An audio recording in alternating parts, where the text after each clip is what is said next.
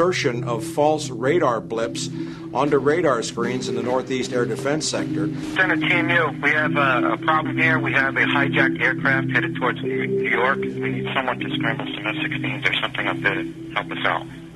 Is this real world or exercise? Is this real world or exercise?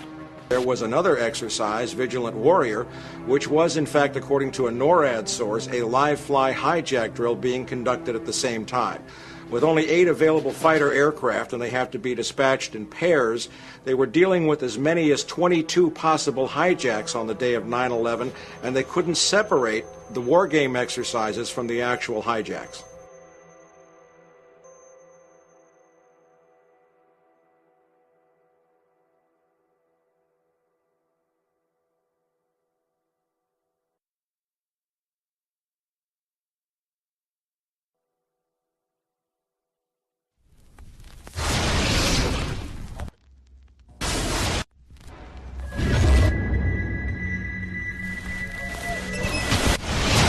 Page 172. The U.S. government has not been able to determine the origin of the money used for the 9/11 attacks. Ultimately, the question is of little practical significance. The American authorities have not managed to trace the source of the funding. And then the most amazingly disingenuous statement ultimately is it of little consequence. It is of massive consequence. Doesn't it matter who paid for 9/11? The collapse of Building 7 has been recognized as especially difficult to explain. The 9/11 Commission report implicitly admitted that it could not explain the collapse of this building by not even mentioning it. President, why are you and the Vice President insisting on appearing together before the 9/11 Commission? Because the 9/11 Commission wants to ask us questions. That's why we're meeting, and I look forward to meeting with them and answering their questions. Why you're appearing together rather than separately, which was their request? Because it's a good chance for both of us to answer questions that the 9/11 Commission is looking forward to asking us, and I'm looking forward to answering them. Let's see. Do you think they should be able to stand up and speak their own words? They should go under oath. They should be, yeah. In public.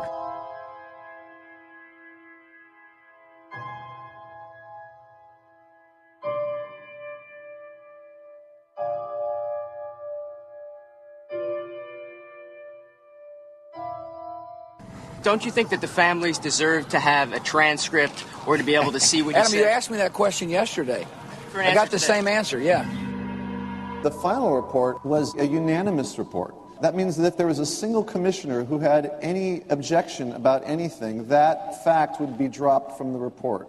We have found out that he not only served on the transition team of the Bush administration, that he was a person who wrote a draft memo for the setup of the Bush administration's National Security Council, that he was an individual who wrote the preemptive war strategy that was eventually used for the war in Iraq, that he is a close friend of Condoleezza Rice's.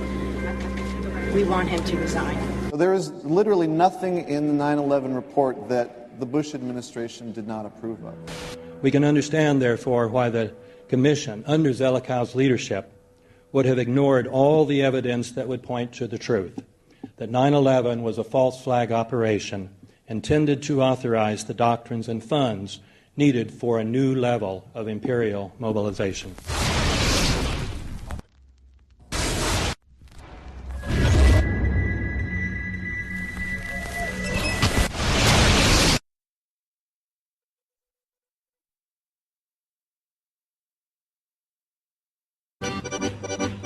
Armed with knives, armed with chemical, biological, nuclear weapons. Fanatics, terrorists, September 11th. September 11th, killers, September 11th, terrorists. Terrorists of Al-Qaeda, terrorists, nuclear weapons, terrorists. 9/11, terror, terrorist, evil. September 11th, September 11th. The terrorists, war and danger. September 11th, terrorism, global terrorism, terrorism, terrorists. Terrorists, terrorists, terrorists, terrorists, the terror. Terrorists, terrorist, terrorism. September 11th, global terrorism, terrorists. Terrorism. September 11th, world terrorism, terrorism. September 11th, global terrorism. September the 11th, terror. Weapons of mass destruction. September the 11th, terrorists. The evil terrorists, no. Terrorism. The words are hypnotically repeated. Terrorism, terrorist, terrorist threat, and of course, believed to be linked to Al-Qaeda. But it's the so-called war on terrorism that's in our faces practically 24/7 as the inescapable focus of our existence. One day, our grandchildren will look back on this time and ask, how was the war on terror won? The entire U.S. ruling class, ruling elite, comes to see terrorism as the preferred means, indeed the only means, to provide social cohesion, to provide an enemy image for the society to keep it together. According to neocon theory from Carl Schmitt, you have to have an enemy image in order to have a society. It's a very dangerous thing, because now it means that the entire social order, the political parties, intellectual life, politics in general, all based on a monstrous myth. Monstrous myth.